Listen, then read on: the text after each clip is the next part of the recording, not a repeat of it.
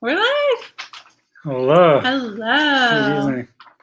Good evening. We're live. It's exciting. It's very exciting. Yeah. Wow.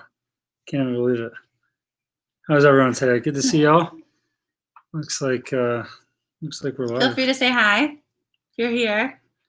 Yeah, it doesn't look quite like anyone's here yet, but hey, we'll wait. There's no rush. No rush on our end. Just starting the Zoom call right now.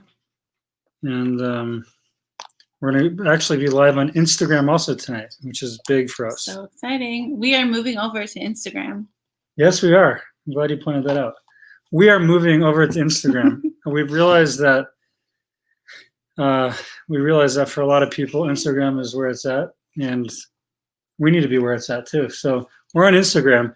Follow us at Jupro Denver on Instagram. Oh, there's Moshe. What's up, Moshe? Hey, Moshe. We're going to be on, what's up, Charlie, on Zoom. Good to see you.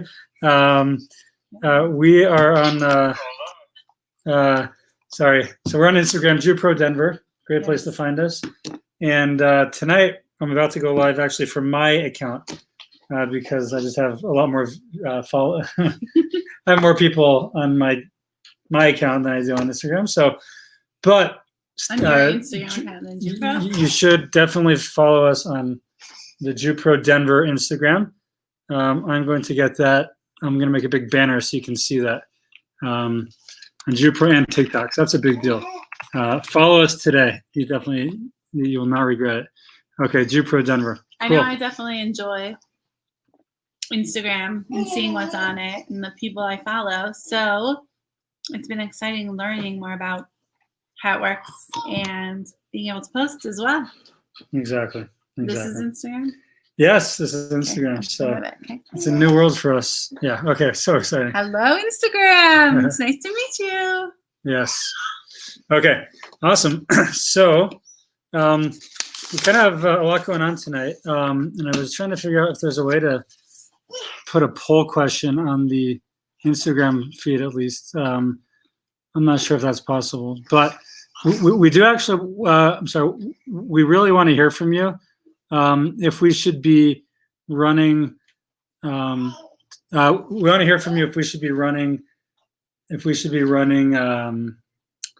like live classes. Like, should we do a live shmorg? Like, in person? Like, we're doing it live now, but like, would you come if we went to the park and we're spaced out far? So I guess on Facebook, at least, you could just let us know by telling us, like yes or no in the comments. Like, would you come, or you're happy tuning in on the screen, like from your pajamas, your hot cocoa from the couch. You prefer that to having to get all dressed up and come out, to the park. Put on shoes, put on, straighten your tie, it's funny, actually, funny story. If anyone's seen me recently, like in person, so I actually have this thing where I, for the last 4 months, I would never tuck in my shirt.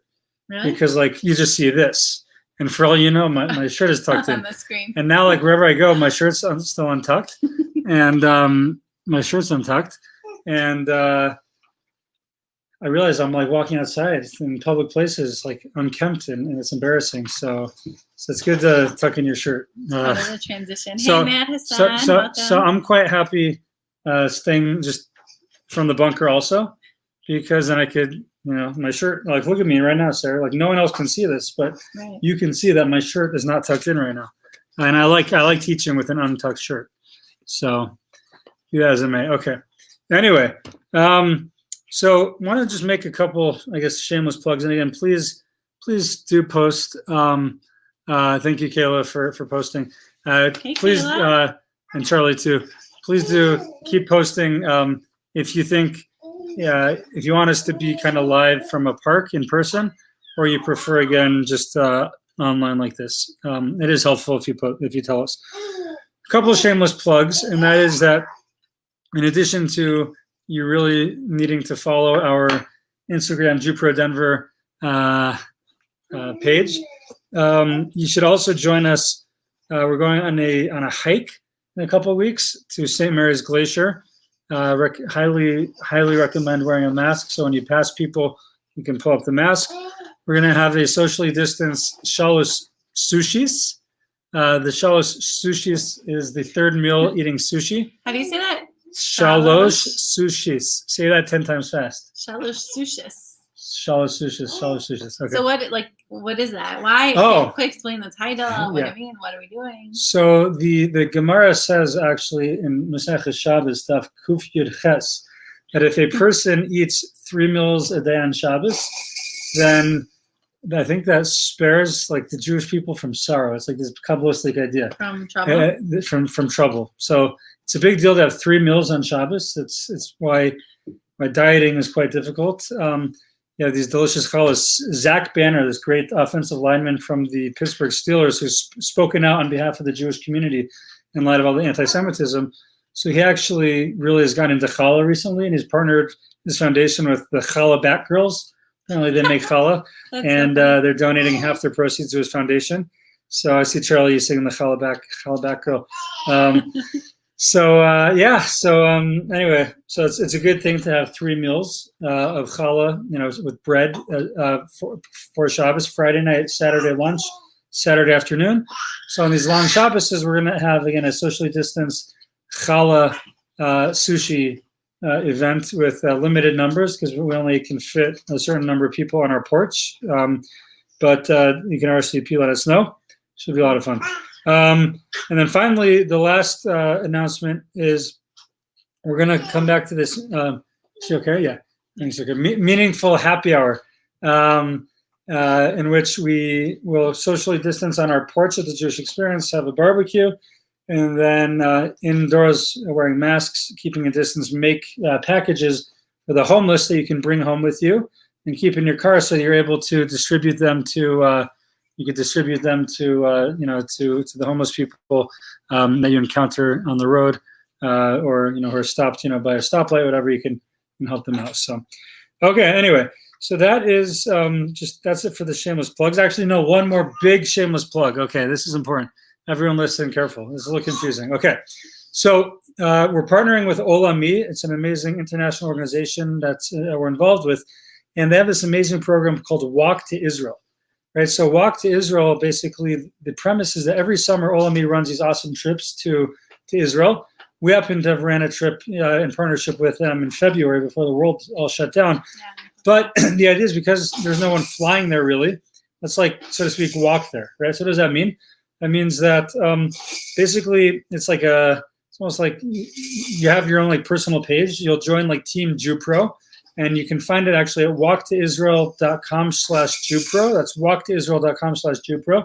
You can sign up with us and walk. And basically it shows you how to log your own walking. If you have a pedometer, or you can maybe log it by yourself.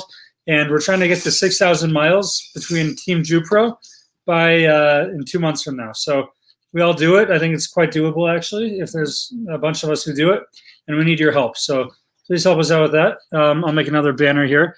And what's up, Lee? Good to see you. Charlie, you posted it. My man. Thank you, Charlie, for posting that. Awesome. I was literally about to make a separate banner, and you beat me to it. My man. Thank you. Cool. Love you. Okay. So I'm going to leave that up there for a while on the screen. Can you just explain to me really quick how this works on Instagram? Are those the people who are watching? Yes. I think it looks like we have one person currently watching now. That very well might be Moshe, but it looks like Ben has joined us at some point in Rifta as well. So thank you, guys. Thank you all for joining. We are with it. We are in the year 2020, and we are on Instagram, and that's a big deal. So thank you, Moshe, who's watching us. Oh, Nir, are you watching from Instagram? Let me know if you're. I think you might be watching from Facebook, but if you're watching from Instagram, let me know. That's awesome. We can't necessarily see. We don't necessarily know. So tell us you're here. Yeah, tell us you're here. Oh, no. Okay. Nir, if you want to check us out on Instagram, it's right now, I think it's dwolf85. I don't know. Moshe, what's my Instagram feed? Tell me. I don't know. I got to learn this. The one that you shall be following eventually is Jupro Denver, but we're not on Jupro Denver yet. Okay. Oh, Mommy's here. Mommy's here also. Hi, okay. Hi, Mom. Okay. Anyways, so now we're ready to rock. Okay. Cool. So we have kind of a unique plan tonight. We have a we actually had our first in-person Jupro Shmorg. Woohoo! Thank you, Moshe. You can watch on Instagram. on that. Okay.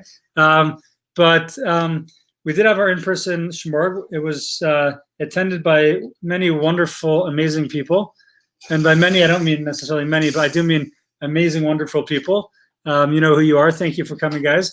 And the idea of the live in-person shmorg is like, I have like kind of a half hour of stuff I talk about, and Sarah's a half hour of stuff. And we're going to like merge that together tonight. So I'm going to kind of take the lead right now, and then turn it over to you, and we'll kind of chime in together. But the topics might be a little bit different, but you get a little more variety. It's a lot of fun here. So this is a blend of what we used to do for in-person shmorg, and we're blending it with live from the bunker. So this is like a new thing that you're seeing. Also, just one other thing. For anyone who's watching on Instagram, sorry to harp on this, but Instagram doesn't have a virtual background, although they have a lot of cool effects.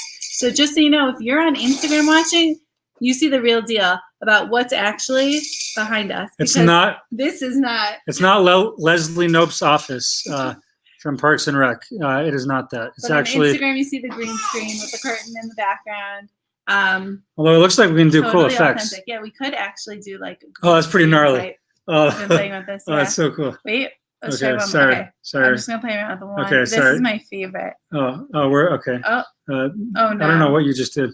Oh Are my we gosh. still there? No, we're live. No, we're live. We're live. But okay.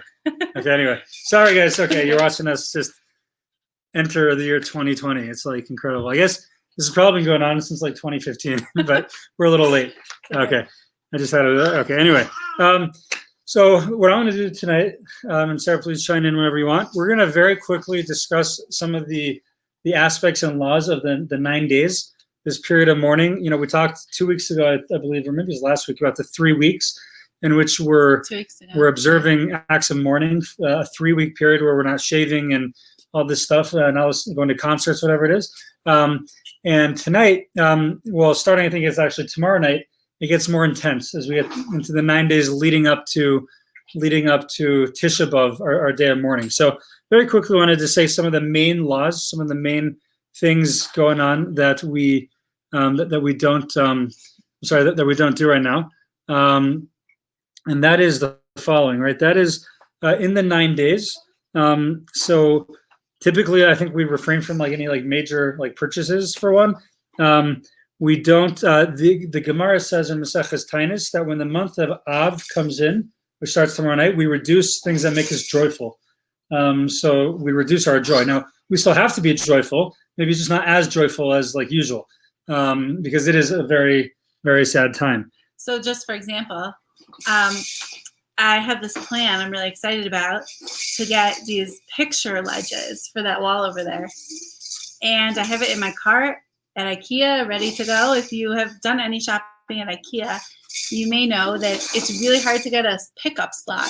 There's actually this website you can sign up, and they tell you when a slot's open, so you can quickly go on and get it. But anyways, I'm not gonna go on and get it during the 9 days because that would bring a joy of all this new stuff. So I'm gonna hold off on that till afterwards. So. Okay, so on Facebook, just not that we're trying to move everyone over to Instagram. It's okay if you don't have Instagram, but on Instagram we have this filter where we both have doggy ears and a doggy nose. Okay. Anyway, sorry. So fun. Okay. So many fun. We're having filters. fun here. Okay, sorry. Okay, that's awesome. We can switch it to my. Well. Sorry. It's only one person at a time. Okay, sorry. We're just having too much fun here on Instagram. I'm sorry, but you guys are with us on Facebook. That's where all y'all are. So we're gonna just stick with you here on I'm gonna Facebook. turn that filter off. Okay, fine. Anyway, so the laws again with the 9 days are that we generally reduce our joy. We actually go ahead and we refrain from eating meat, poultry, and wine during this time. And with the exception of Shabbos. So on Shabbos, have your meat and wine or whatever, but don't have a glass of wine before bed starting tomorrow night, or don't have meat. It would actually be a great time to go to Brooklyn Pizza, because Brooklyn Pizza is dairy. and therefore it's a great place to go during the 9 days. You can even get fake meat. Exactly, this is true. Impossible Burger at the Eastside Kosher Deli, it's delicious as well. I just had one for my birthday the other day. Okay, fine. Yeah, just find Brooklyn Pizza. I think there's a shop. Here it is. Anyway, okay, fine. So anyway, so those are some of the main things. And then what am I missing here? This is a big one actually. We don't wear freshly laundered clothes just as an act of mourning. So, for example, like if you just we don't do laundry during these 9 days, and we also don't. We don't even wear clothes that haven't been worn before. So tomorrow afternoon before sunset, I'm gonna actually go through like my clean clothes. I'm gonna have all my laundry done. And basically like just put this shirt on, for a second, take it off. The pants the same. Just anything I plan to wear these next 9 days, they shouldn't be like fresh from the kind of being laundered, so to speak. So they should have been somewhat worn before, and that's why we go through the motions of actually wearing these things before we do it. So Yoni, what's up on Instagram, my man, and Lee on Instagram. This is where it's at, my friends. Okay. Anyway, the last thing we don't do is we don't bathe for pleasure. So we don't take like hot. I was actually thinking. I was thinking yesterday. I played 2 softball games. Check me out, by the way, on TikTok, where I dramatically belt a ball like in the left field. It's beautiful. Everywhere. It's everywhere where social media is. You can see this. But I'm so sore from playing a doubleheader. Like I cannot move. Like you asked me last night, could I take the dishes out of the dishwasher? I'm like, I would love to, sweetheart, but I just can't move. So no, I can't. And you did it anyways.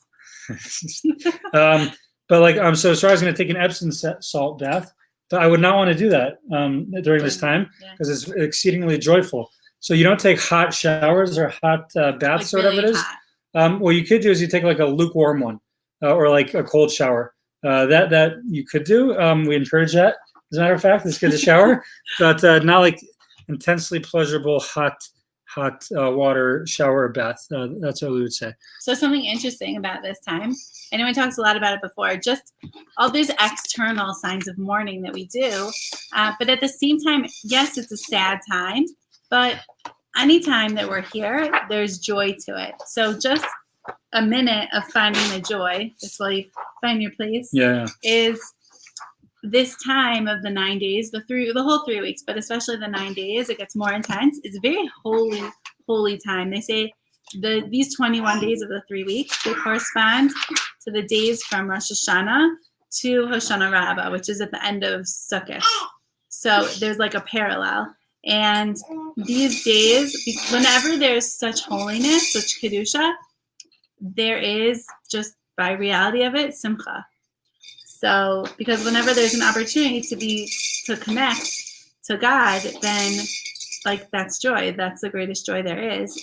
So it's just, I don't know, it's just interesting to note that we do all these external signs, and still, it's not like we're supposed to walk around depressed. That there's this inner sense of joy that, we have this time to mourn the loss of what we don't have anymore today, and that we appreciate it. Yeah. And that we can connect to that, and that's joy. Exactly. Beautiful. And on Instagram, Yoni asks if it's okay to have meat on Shabbat. Oh. And the answer is an emphatic yes. Yes, it is okay to have meat and wine on Shabbat, and you should enjoy. Definitely a good thing. One of the, we don't have public displays of mourning on Shabbat typically, so we kind of reduce the mourning on Shabbat. But it is interesting, actually. There is kind of a depressing like Lecha Dodi tune that people do. In the tune of one of the kinos, one of the sad dirges that we say on Tisha B'Av. So there's little things we do here and there, but overall, we embrace the joy of Shabbat, and it's kind of like almost like a day of it's like a slight respite from the public displays of mourning we're doing during this time. So have meat and wine on Shabbat. Although this is interesting for Shalosh Sudis, right? For Saturday night, to drink wine, you can't do that for Havdalah. Not Shalosh Sudis. For Havdalah, usually we drink wine to end. So actually, a child ideally will be it's best to give a child to let him drink or her drink the grape juice or the wine from, I guess, the grape juice on Saturday night. And anyone who wants to hire my son of Rummy, it's only $50, $50 per Havdalah. So he is available. All my kids are free agents to drink your wine Saturday night to help out. Your grape juice. Yes, sir. Not your wine. So that's just thank you, Yoni, for that excellent point. Okay. Now, one other thing, by the way, is that if you make a siyum, right, if you legit make, like, you finish a tractate of Talmud, you can make a big party. And technically, you can have meat or wine at that as well, which is an interesting point. Okay, that covers it for the halachic stuff, the different laws to keep in mind. I want to cover now just I think we titled this the Dealing with Darkness, a Kabbalistic Perspective. So just very briefly before I turn it over to my better half here, we'll cover something else.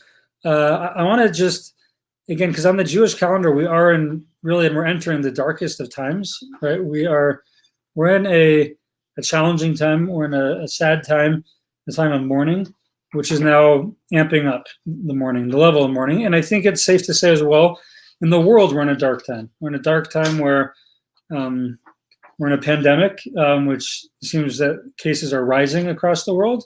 We're in a time of political strife where people with different viewpoints often stop being friends with each other. We're in a time where, if people disagree with you, then you're liable to cancel them out of your life as if they never existed. And we're in a time where bigotry is unfortunately very prevalent, and anti-Semitism is very prevalent, and all these things have been brought to the forefront, obviously, in the last month and a half plus. So we're in a dark time, and the question is, I guess, what's something, maybe from a Torah perspective, what's something that we can hold on to, right? What's something that we can think about as we enter this time?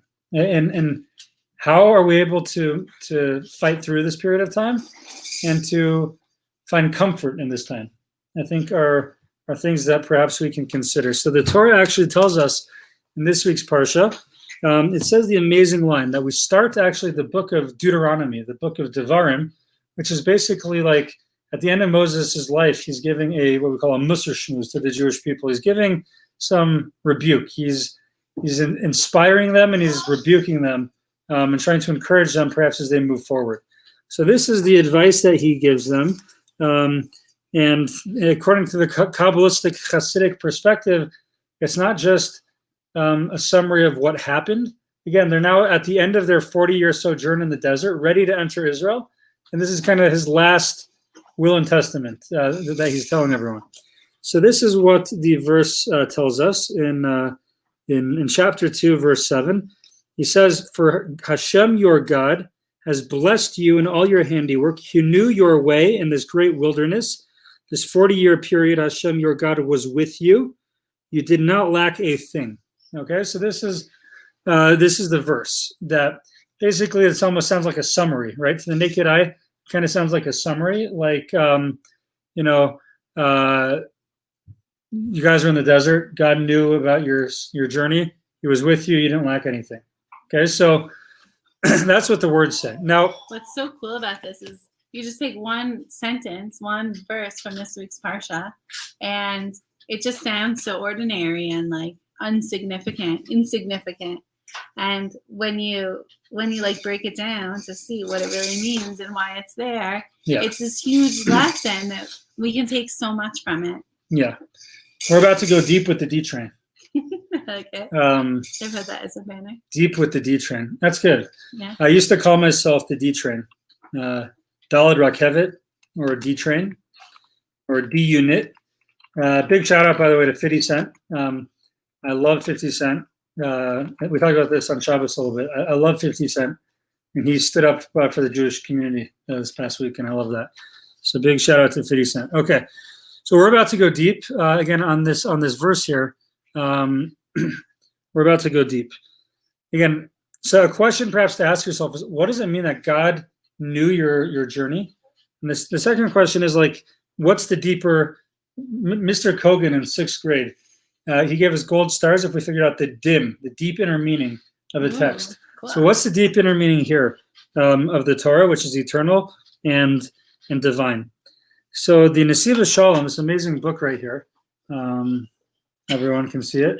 Instagram won't see it. That's okay. It's fine. Okay, I'm holding a book on Instagram, just so you know. So Nesiva Shalom writes the following, and it's just kind of very, very beautiful. And he says the following. He says that this verse, where it says that God knew of our sojourn in this great wilderness for 40 years, and he was with us. So what does this mean? So the Nesiva Shalom says that this, and he quotes the Maggid from Kozhintz, and he says the following. He says that this means that God knew of our journey in this great wilderness. That is an allusion, not just to the wilderness, literally in the desert, in the desert, the Sinai desert, for 40 years before they crossed, or whatever desert they were in, before they crossed into Israel. He says this is eternal. And he says that God was with us in this sojourn, where? Into this dark time that we're in this galus that we're in the exile that we find ourselves in now. That's where God is with us. And if you read the pasuk, if you read the verse, you could read that into it. So God was with us in our sojourn in the desert, and we didn't lack anything. So, because he was with us and he knew our journey. So what does all that mean? So we're about to just elaborate briefly what this means. So he says that that we're not lacking anything in this time. And he says that, in a desert, when he brought us, a desert could be a dangerous place. No one's around, and we weren't lacking anything. And he says that just like in those days, so too, he says, in the days of darkness of this time of year that we're in, right? He points out, actually, we read these words of the Torah every year. When? In the 9 days. In this period of darkness, these 9 days is when we read this. So it's almost like we read these holy words, these divine words, every year during this dark and scary time. That's when we read it. And it's a reminder, that even in these dark times, these times of mourning that we're in this desert we're in this wilderness, this exile that we're in, as the verse says, Gam ki elech v'gates al mavis. As I walk in the valley of the shadow of death, lo ira ra, I will not fear anything. Ki ata imadi, you're with me. That God is with me even in this darkest time. And that's what we're alluding to here, right? That the verse itself says that I am with you, meaning in this wilderness we're in now, that's when God is with us.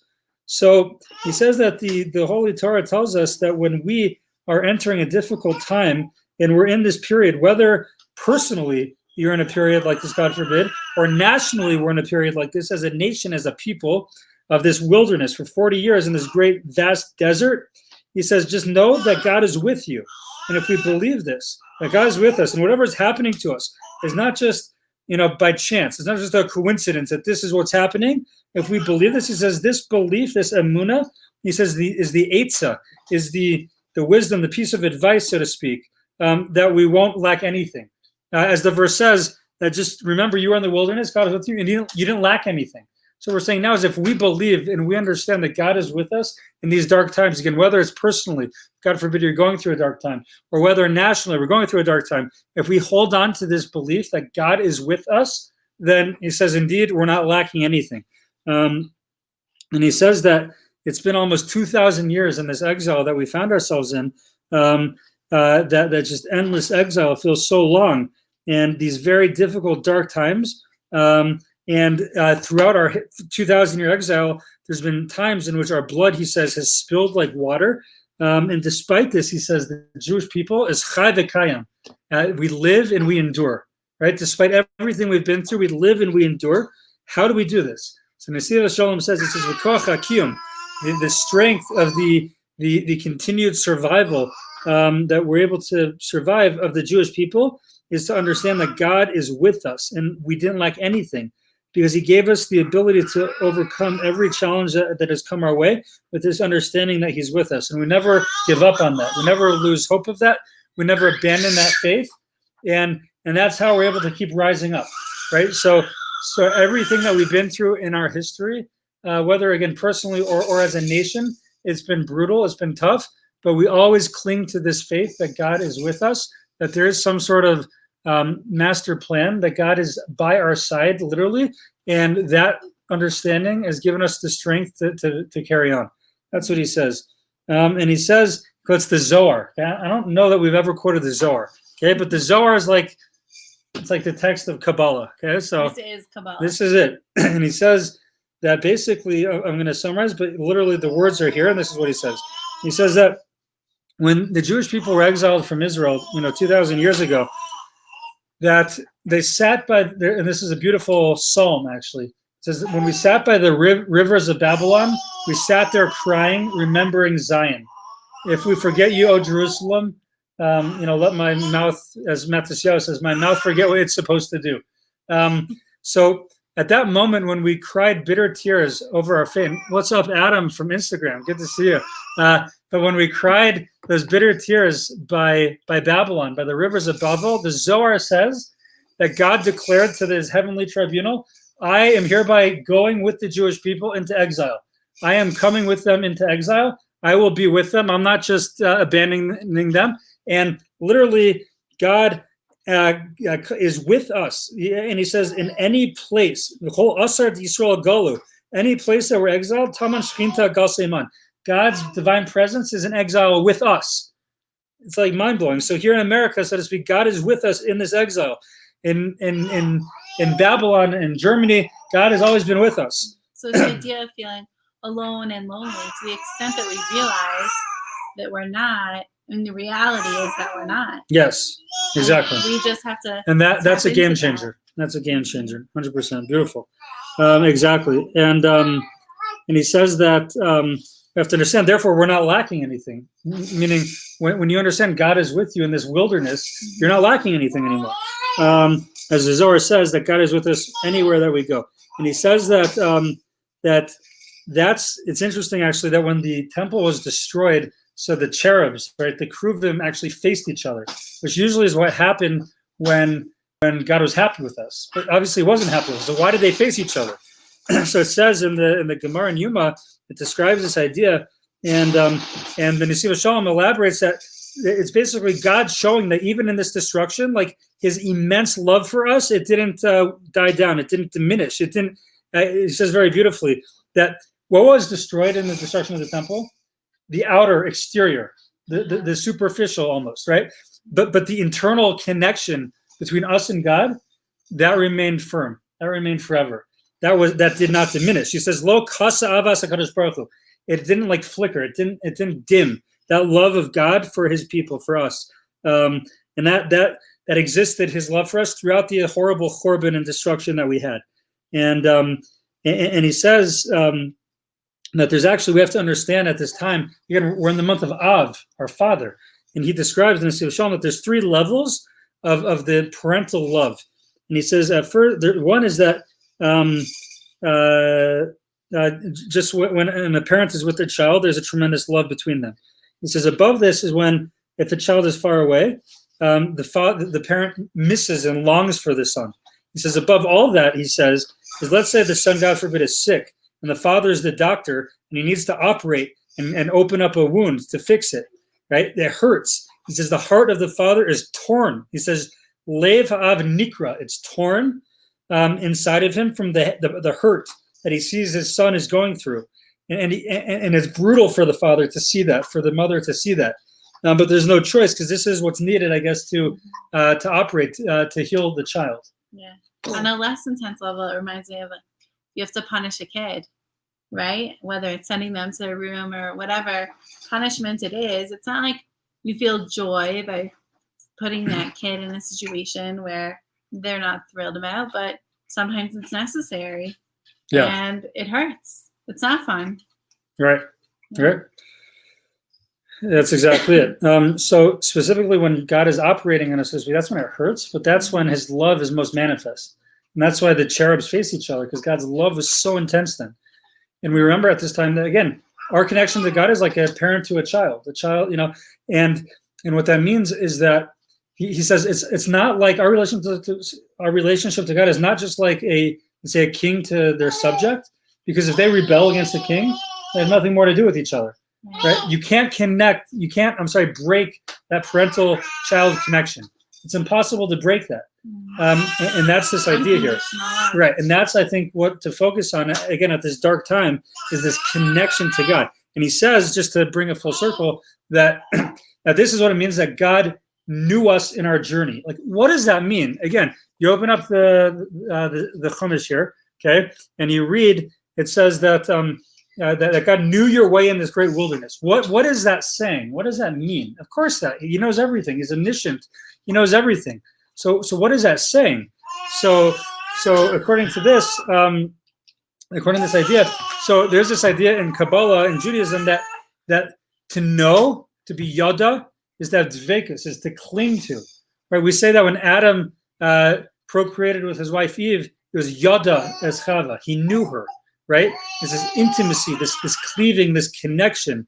That's what knowing is in this Torah sense. So what that means is that God knew us in our ways. He was with us. He was close with us. He never left our side in this 40-year-long exile, or in the desert, in the wilderness, or now in this dark, to translate it into now, into this dark time in our history. And he says that, that this knowledge, in any time that we've been through in our brutal history, if we have this knowledge with us, we're not lacking anything. We'll be able to overcome and to triumph and to grow and to not basically sulk in our victimhood and our lot that we've been given. We'll be able to rise above it with this knowledge. So it's a cool idea, and to remember, to cleave to God always. Now, one last idea. I don't know if you're still with us, but my man Adam was watching before, and he sent me a couple months ago, actually, a very, very powerful line from Rabbi Nachman of Breslov, and the song was turned into a gorgeous song. Okay,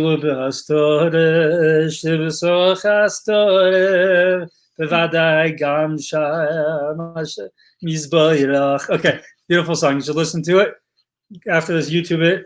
Vafilu Bahastara. It's gorgeous. Sound it out. I don't know. Hit me up after, text me, whatever. Maybe I'll comment, once I turn it over to you. So Rebbe Nachman says, in all of the concealments, and even in a concealment amid another concealment, it's like, where is God? What is going on? Right? In those times, he says those times are certainly, they're bivadai, certainly adorned with God, blessed be he, because there cannot be anything without God's life force in it, because without his life force, nothing could exist. So even when it seems like he disappeared or contracted himself greatly, like, that's for sure where he is. Mm-hmm. Right? So when you're in this darkest time, again, this could be personally, or this could be nationally, you're going through darkness. Like, at that moment in time, that's like for sure where God is. Like, he's with you. And I guess to enjoy his embrace, just let yourself fall in his embrace, I guess, so to speak, and hopefully you can find some comfort in that. Again, this is the famous Tehillim that Coolio made famous, as I walk through the valley of the shadow of death. Right, as we walk in the valley of the shadow of death. Isn't that a waterfall song? Don't go chasing waterfalls. That's a different song. Okay. But shout out to TLC and Coolio. Okay. 90s amazing music. Love the 90s. Yes.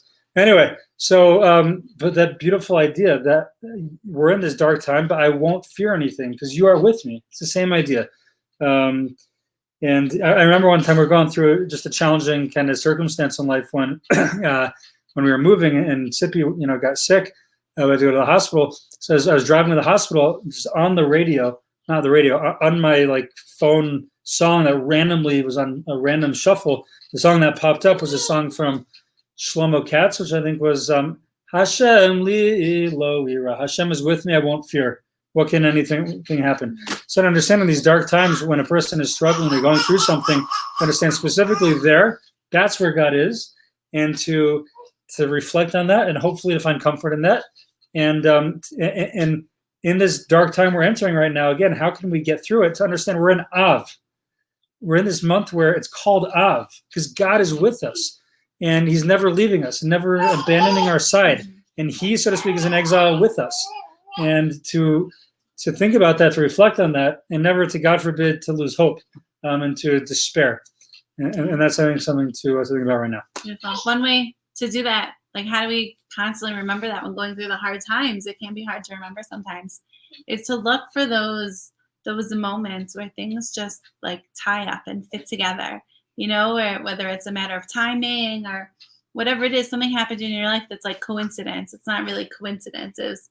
Obviously part of the master plan, or you ran into someone, or you had a certain conversation and then you remembered something. Like all of that is just a tiny glimpse of God showing his presence, and just to show you. And the more you look for it, the more you'll see those scenarios, the more they'll pop up in your life if you're aware of them.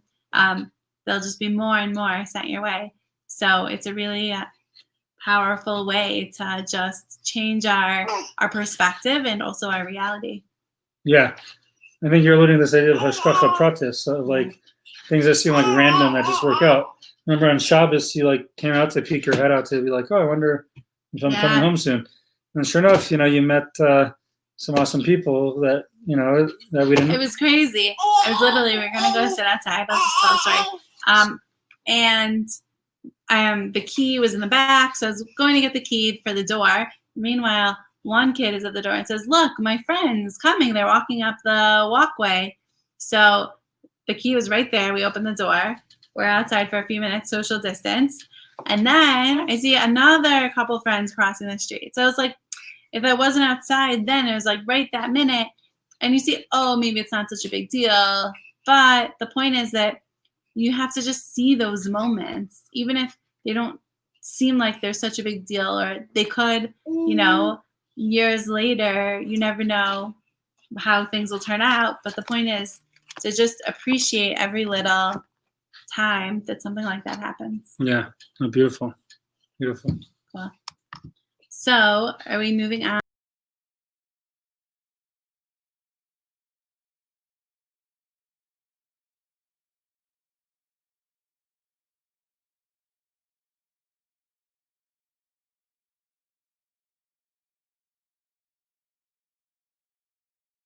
Wait, we're coming. Here we are. Here we are. We're back. We're back. Sorry, we didn't leave. Cool. It does that. We're still here. Okay. Yes. And shout out to Jeremiah. I'm seeing him just right now. Yes. Kareem Abdul-Jabbar stood up for us before we transition on. 50 Cent, Kareem Abdul-Jabbar. God bless them. Okay. Awesome. Very nice. So if the theme song of this previous segment was Coolio's, what's it called? Gangster Paradise? Yes. Coolio's Gangster Paradise from the 90s. The 90s theme song of the next segment would be, sure enough, TLC, Don't Go Chasing Waterfalls.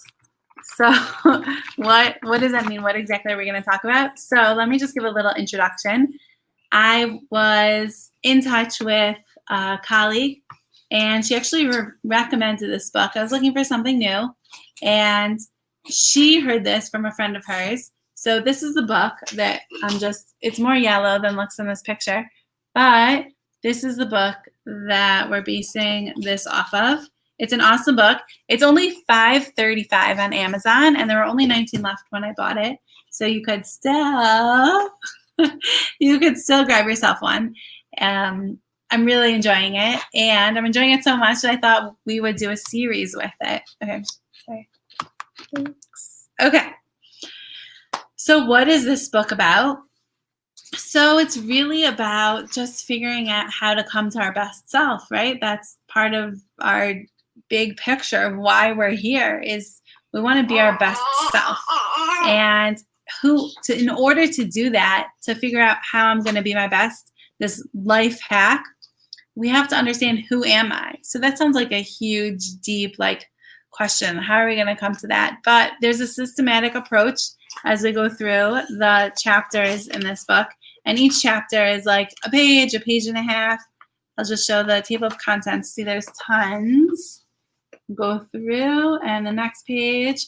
If anyone also wants to do this one-on-one or talk about it one-on-one afterwards, I'm available for that. But, okay, it's just great. Good stuff. So we have to figure out, who am I? And we're going to talk about some actually quite interesting topics. We have 15 minutes left. We're going to really try to end on time. So if we don't finish tonight's chapter, tonight we're going to talk about individuality. Then we'll just have to finish next time. Maybe. We'll see. So, okay. So first of all, who am I? And each one of us, we have to realize, is unique. In order to understand who I am, I have to appreciate that I am different from you, and I'm different from you, and I'm different from you when everyone is watching. We're all different. And what's good for me may not be good for someone else. And just as we each look different physically and our fingerprints are different and unique, so too our insides. And what makes us us is also unique. So too, each one of us was born into a different family, right? And every different family is different family dynamics and where you live and everything. We each grow up with these different experiences, and that's unique to each one of us. These are all ways that we're unique. So just a personal example of this that I'll tell you is when we make choices, right? We have to look at not just what everyone else is doing, but look at our own unique story and do what's best for yourself. For example, when I was in high school, I went to high school in Cleveland, the way it worked is most people went to there were 3 different schools, Michigan, OSU, or OU.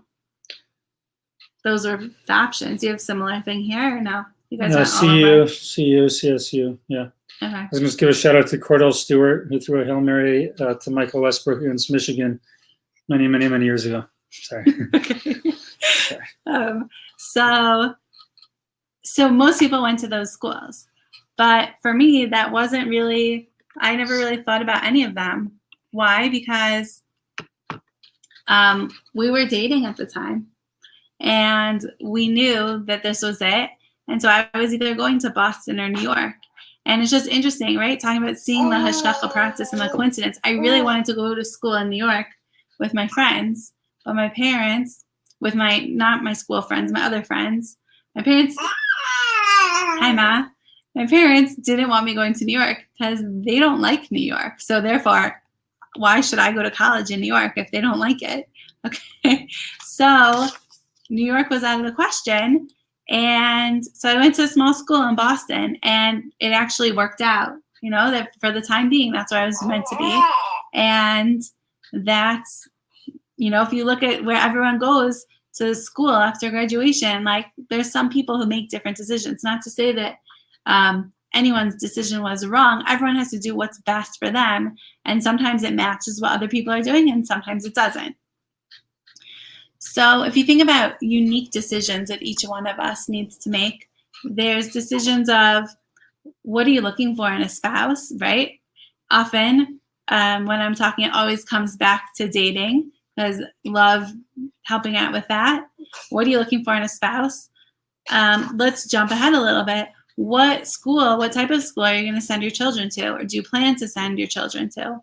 What your home will look like physically, but also in a deep way, what will it feel like? Decisions like, how do you dress? What's your style? What's your personal style?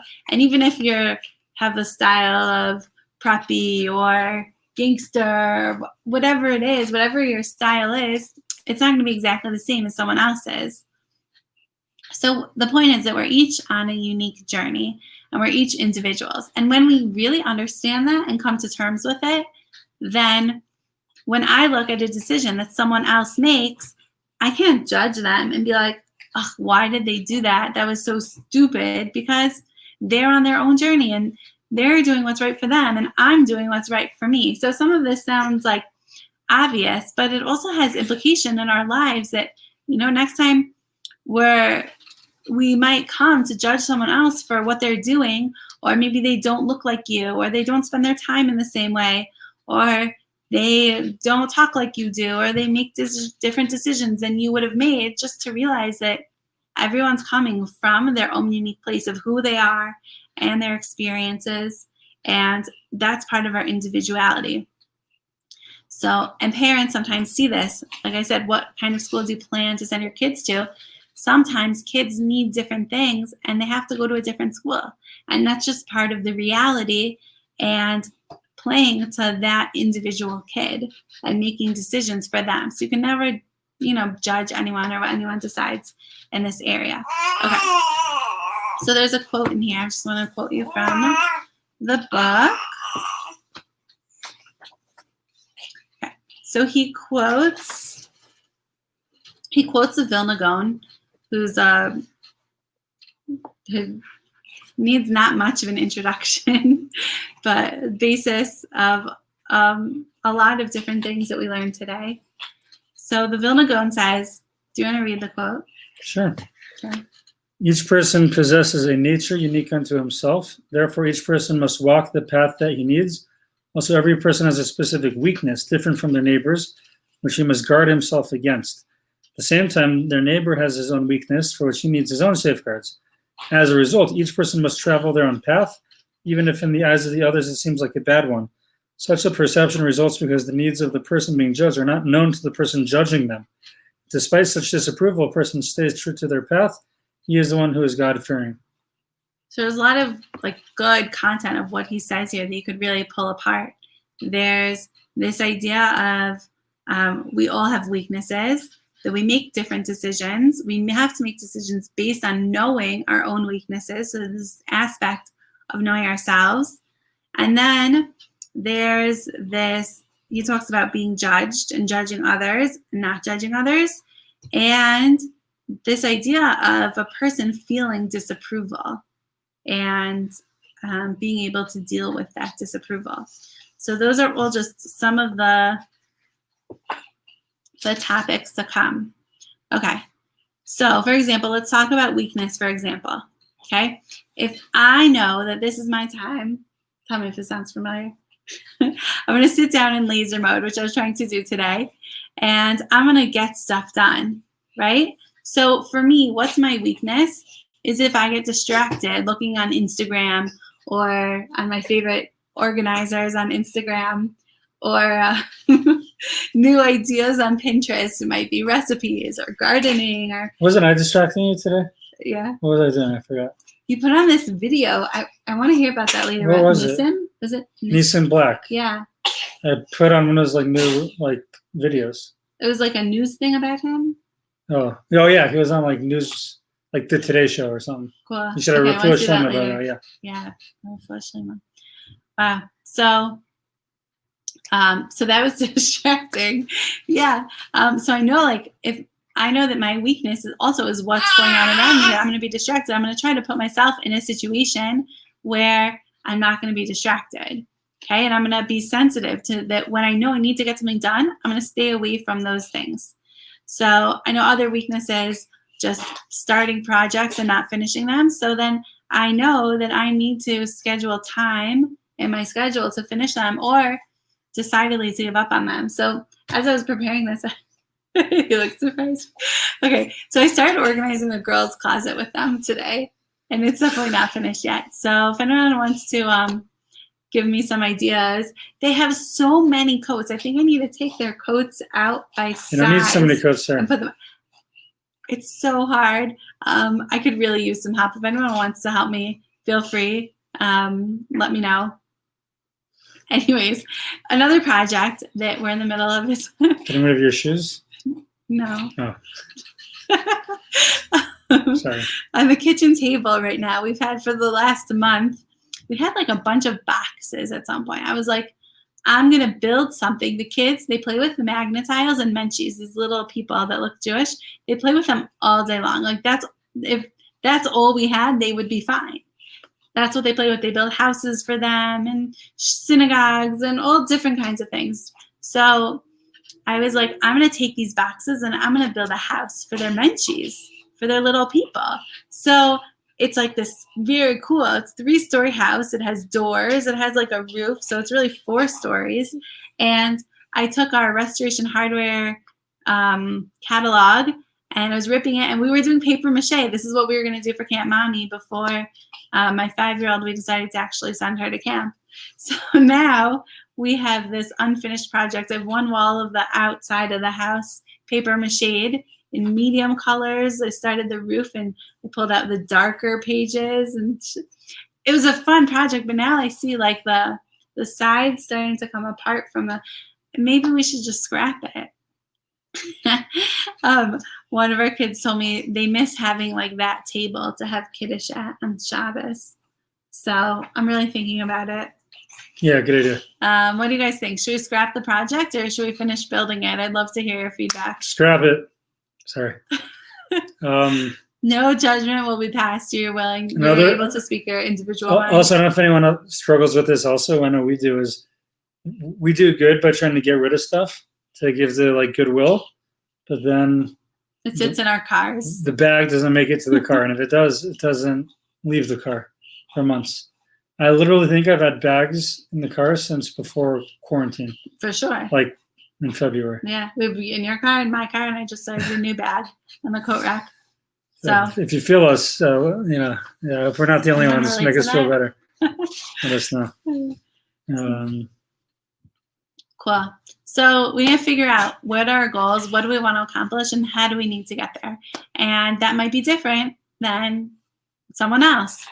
So scheduling time for it, asking someone for help, like we're doing, and like I'm doing, if anyone wants to help me with the closet, or also using that as accountability partner. That's also super helpful ways to do this. Okay, so now we're going to move on to, and I'm going to try to finish really quick. Okay, seeking approval. So this is really interesting because it's human nature. We all want to be accepted and liked. That's why Facebook, Instagram, I guess Zoom, but Zoom wasn't so popular before this. But like you can like things. People show that they like what you posted, and like that's what brings us back to it. It's like part of the drug of it that makes it so popular, is that we like approval. But we also need to balance this want for approval of having the guts to do what's right. Sometimes doing what's right is in line with approval. Does that make sense? Meaning sometimes we do things that should be, it's good to get approval from them, yeah. Right. I was focused on how you said balanced, like a Clevelander, which I love.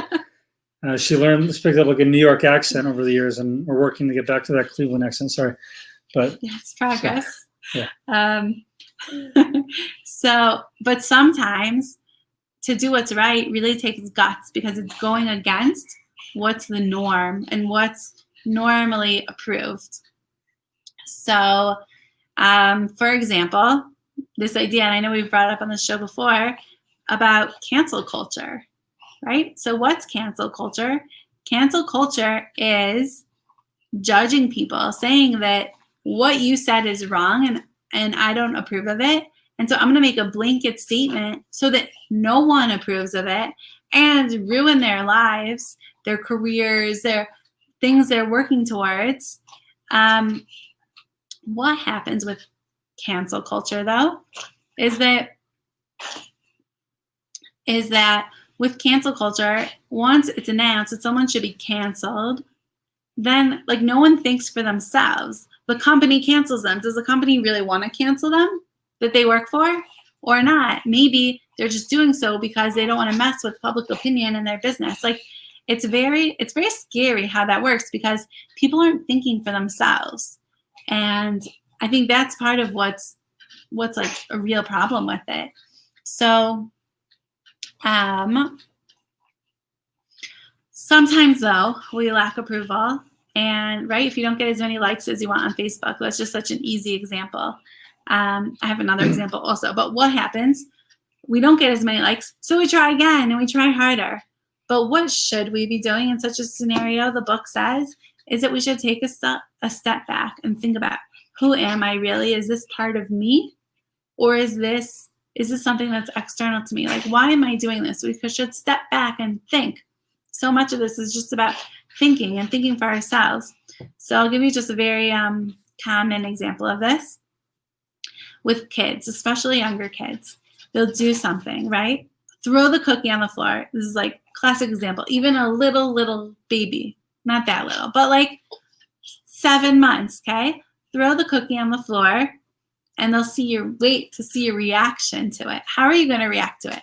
Are you going to give them a big no? Are you going to laugh because you think it's funny? Are you going to do nothing? So any sort of reaction, here's a parenting tip embedded into this, whether it's a positive or a negative reaction, when the kid sees that you change your demeanor based on what you did, they're going to take that as approval, and they're going to do it again just for the sake of that approval. So in the long term, if there's a behavior that's, let's say it's not dangerous, it's throwing a cookie on the floor, okay? If you react to that either positively or negatively, you're just lengthening, that's not the right word. You're just No, you mean, but the other word is giving me okay. Exacerbating. Prolonging, I don't know. Protracting. But you're encouraging that behavior to come back again and again. Whereas if you totally ignore it as if you didn't see it, they're going to think it's no big deal and it won't be so interesting. And pretty soon that behavior is just going to disappear. So it's like a amazing tip for parenting. It's like number one, if you only know one thing, I would say that. It's good stuff. Besides unconditional love, that's it. Yeah. Okay. So, so now we're just getting into more of examples. Think of examples in your life of when maybe you listened to your inner voice and you did something when others disapproved of it. And it takes courage. Think about a time. Oh, Instagram stopped. It's okay.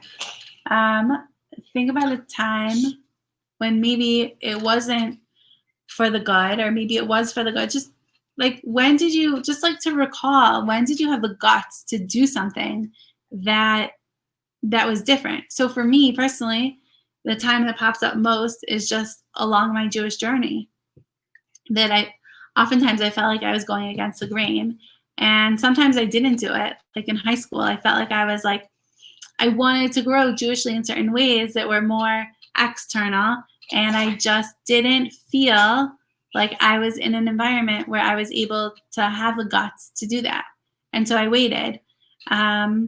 There's different points in my Jewish journey, whether it's with friends, family, whatever it is, that whenever we change or do anything different in ourselves, whether you're changing something about your style or how you're eating, even like these superficial things, whenever we change anything about us, there's always like, friends will be reacting like, oh, you changed in this way, you changed in that way. And it's like, it brings it up. And there's like a sense of pressure that you're not just going along with what everyone else is doing, but like, oh, now you're doing something different. Maybe you know better.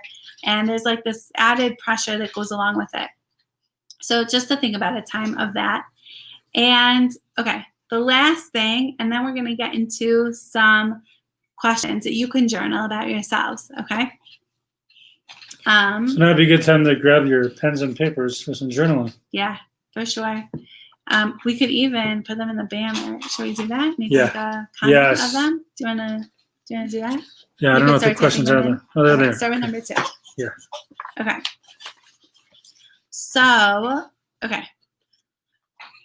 just last question is, to be able to have the guts to do this, how do we define our self-worth?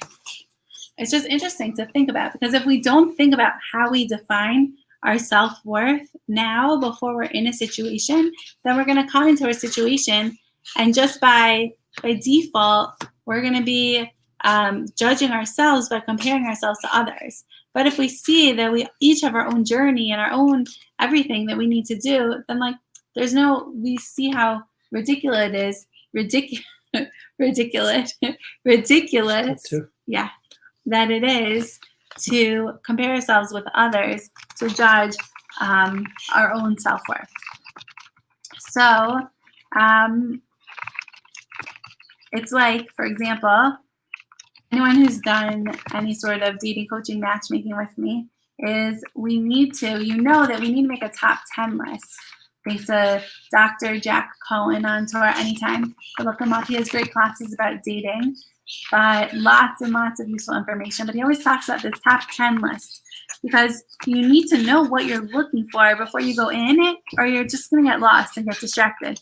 So too with our life. And if we understand and we go in with this prep work to keep us focused, then we're much more likely to get where we want to go. And I think that's true in anything in our lives. Whether you want to apply it to your career or to your social life or whatever you want to apply it to,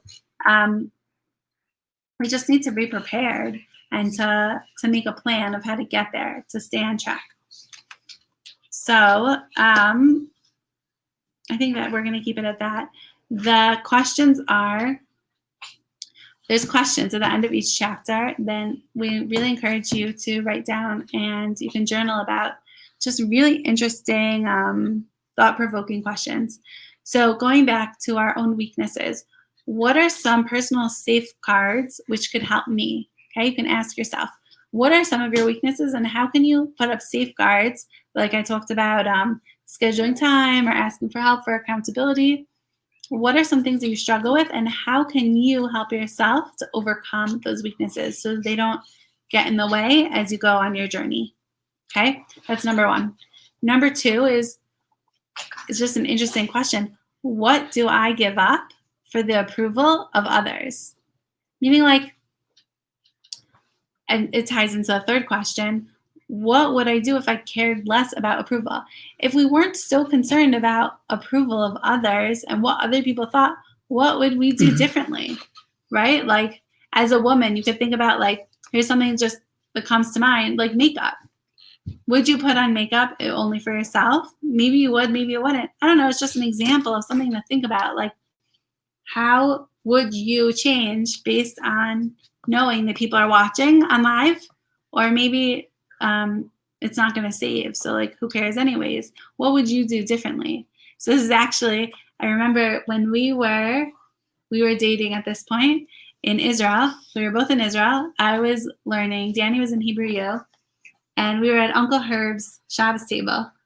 And I remember we were just talking. We went to Uncle Herb for Shabbos. And Uncle Herb goes, you know what's great about Danny? This is like the best thing about Danny. Is it?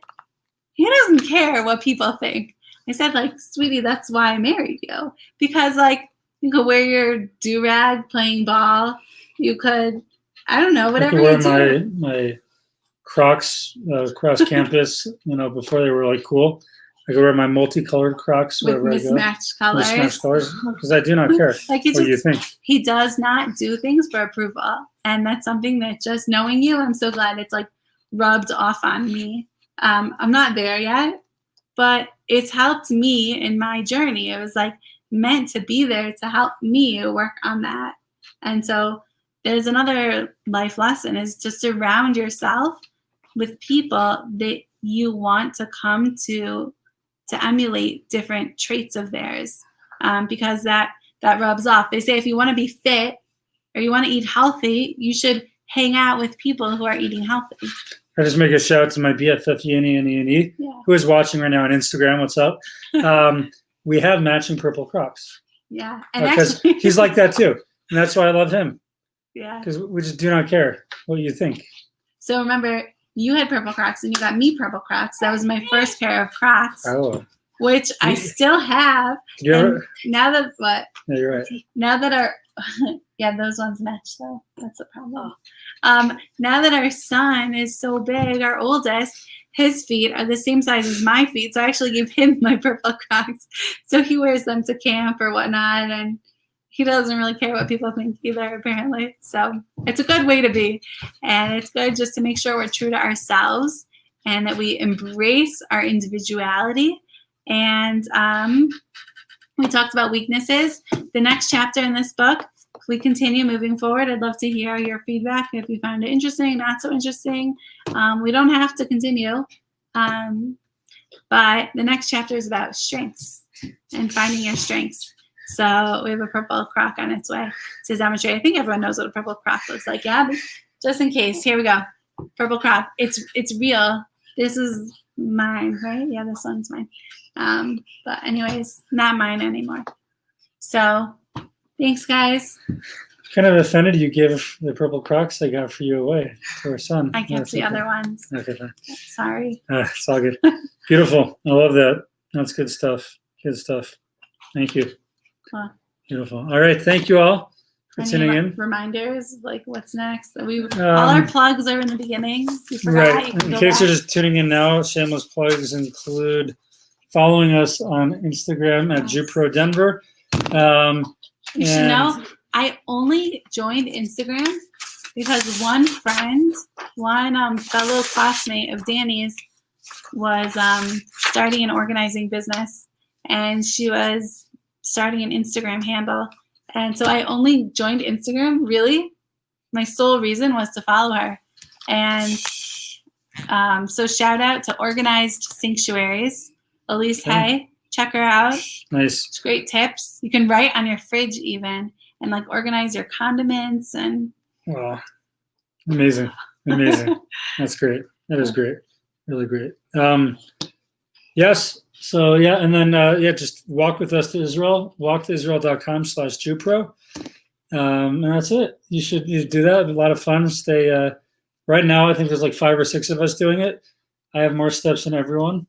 So maybe you can beat me. I challenge you watching right now. Where are you at today? Today, that's a good question. Today, I am at 6,400. Oh, somehow. I'm at 8,300. Oh, wow. Okay, you're crushing. Where did I even go today? Further than I did. Just back and forth in the house. Nice. All right. Walk to Israel with us. It's a fun way to surround yourself by people who are also walking, so we can all walk together. Maybe we'll even do a walk all together somewhere. Okay, so, nice. Who knows? All right. To St. Mary's Glacier, where we're going in a couple of weeks all together. So, all right. Thank you all. Be safe, be healthy. And God willing, we can have a beautiful, healthy week ahead and weeks ahead. And we'll always remember that God is with us, and we'll remember this amazing wisdom, how we can grow ourselves and not care too much what everyone else thinks about us. And think for yourself, make decisions for yourself. Don't just blindly follow the pressure of what everyone else is posting and doing. Exactly. Yeah. Beautiful. Thank you all. God bless. Okay. Good night. Okay, good night.